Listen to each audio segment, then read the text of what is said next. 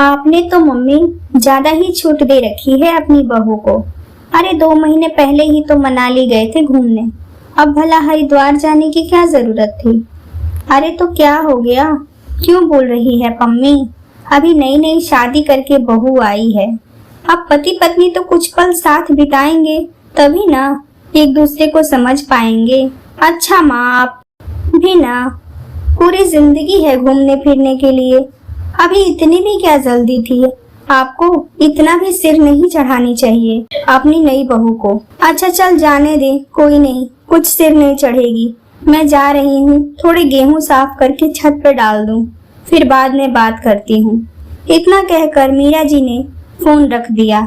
मीरा जी के परिवार में उनके पति हृदयानंद जी और 2 बच्चे पम्मी और अमर। पम्मी की शादी पहले ही हो गई थी क्योंकि वो ही बड़ी थी, और अभी साल भर पहले ही मीरा जी के बेटे अमर की भी शादी रोशनी से हुई थी, जो कि बहुत ही सुंदर और सुशील लड़की थी।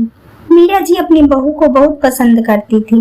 रोशनी भी ससुराल में अपनी सास मीरा जी और अपनी ननद पम्मी की बहुत ही इज्जत करती थी, पर पम्मी अपने मायके की इकलौती और बड़ी ननद होने का खूब रोब दिखाती थी, क्योंकि वो अपने पापा की बहुत लाडली थी। मीरा जी भी अपनी बेटी को बहुत प्यार करती थी, पर उसका उनके बहू के प्रति व्यवहार अच्छा नहीं लगता था। लेकिन घर की लाडली बेटी होने की वजह से पम्मी बहुत ही तेज और मुंहफट स्वभाव की हो गई थी। पम्मी का ससुराल भी उसी शहर में ही था। पम्मी को भाभी के प्रति प्यार सम्मान उसे बिल्कुल भी नहीं सुहाता था। वह जब भी मायके आती तो अपनी माँ को सास होने का एहसास करवाती कि आजकल की सासें कितनी तेज होती हैं, आपके जैसी नहीं। पम्मी का ऐसा व्यवहार अपनी भाभी के प्रति देख मीरा जी सोच में पड़ जाती, पर वो कुछ कह नहीं पाती।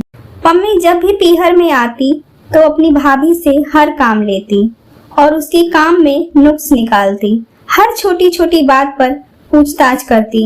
एक बार वो अपनी भाभी को कुछ सूट सिलने के लिए देकर गई। रोशनी ने बहुत मेहनत से अपनी ननद के लिए सूट सिलकर तैयार किए।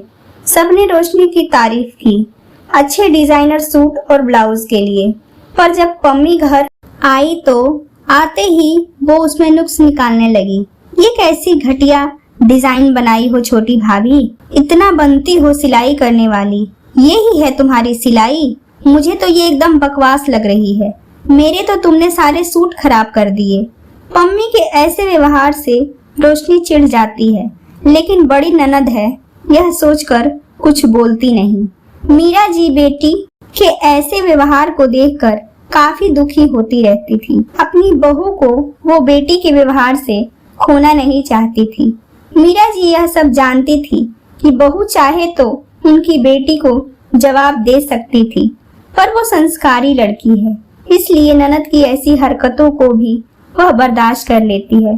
पर वो इस बात से डरती थी कि किसी भी चीज की अति बहुत ही बुरी होती है। अगर बेटी की यही आदत रही तो बहू भी कब तक इज्जत करेगी, और जिस दिन बहू के सब्र का बांध टूटा उस दिन तो उनका घर टूट ही जाएगा।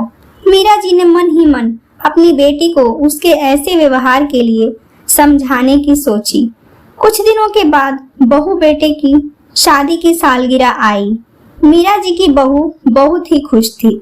मीरा जी ने भी बहू बेटों के लिए एक प्यारा सा फोटो फ्रेम बनवा कर रखा था। बहू को भी उन्होंने एक महंगी साड़ी और कुछ ज्वेलरी दिलाई थी और खुशी से कह दिया था कि तुम्हारी पहली एनिवर्सरी है, जैसे चाहो वैसे मनाओ। रोशनी बहुत ही खुश होकर घर में खाने पीने की चीजें बनाने की तैयारियों में लगी थी।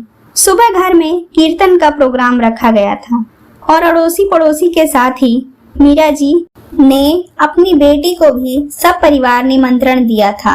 शादी की पहली सालगिरह की तैयारी में व्यस्त बहू को अकेली परेशान होता देखकर उन्होंने सोचा कि अगर उनकी बेटी थोड़ा जल्दी आ जाती तो कुछ मदद हो जाती।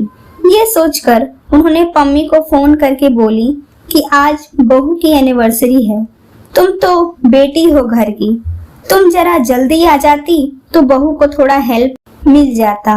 घर में कीर्तन का भी प्रोग्राम है तो थोड़ा काम भी ज्यादा है। इतना सुनते ही पम्मी फोन पर चिल्ला उठी, अरे तो इतना भी क्या ड्रामा करना था एनिवर्सरी का?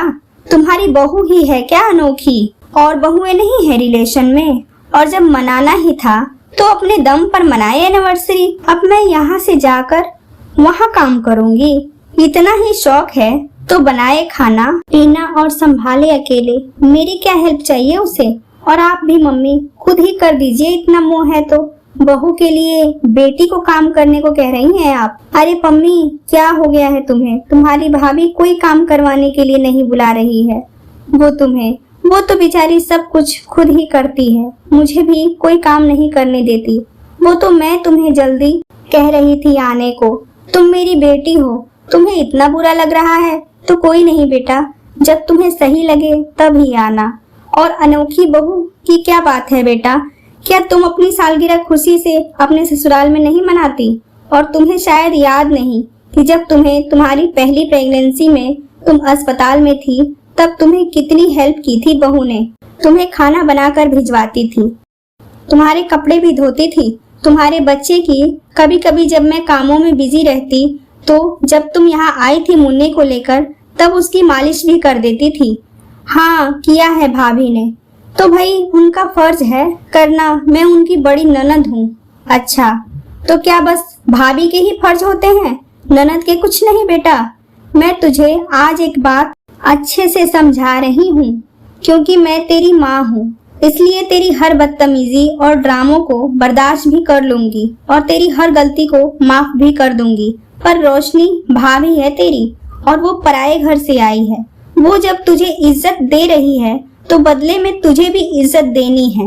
नहीं तो पिछली बार जो तूने सूट की सिलाई को लेकर जो बखेड़ा खड़ा किया था, तूने कितना कुछ कहा उसे, लेकिन उसने इतनी मेहनत से सिला भी और तेरी बातों को सुना भी, पर हर बार नहीं सुनेगी वो। मेरी बहू बहुत संस्कारी है, जो चुपचाप तेरी बदतमीजियां सह लेती हैं और रिश्तों को जोड़ कर रखती है।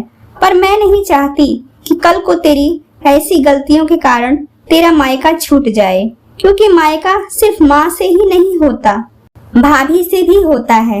इसलिए मेरी बातों को सदा के लिए गांठ बांध लेना कि अपने रिश्तों को कभी भी भाभी से मत बिगाड़ना, वरना मायके को तरस जाओगी मेरे ना रहने के बाद। जब भाभी की इज्जत करोगी तो भाई का भी स्नेह पाओगी, नहीं तो कल को न तुम भाई की रहोगी और न ही भाभी की।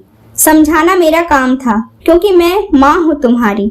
बस फर्ज भाई भाभी के ही नहीं होते, नंदों के भी होते हैं। इतना कहकर वो फोन रख देती है। कुछ समय बाद डोरबेल बजी। दरवाजा खोला जब भाभी ने तो सामने पम्मी खड़ी थी। अरे दीदी आप? हाँ सोचा जरा जल्दी ही चलूं, आखिर मेरी भाभी की पहली सालगिरह है, कुछ फर्ज तो मेरे भी हैं आपकी खुशी में शामिल होने के। और पम्मी रोशनी को गले लगा लेती है। दोस्तों अगर आपको हमारी ये कहानियाँ पसंद आती हैं तो प्लीज आप हमारे वीडियो को लाइक करें, शेयर करें और कमेंट करके अपनी राय जरूर दें। और हाँ, हमारे चैनल को सब्सक्राइब करना बिल्कुल भी ना भूलें। धन्यवाद।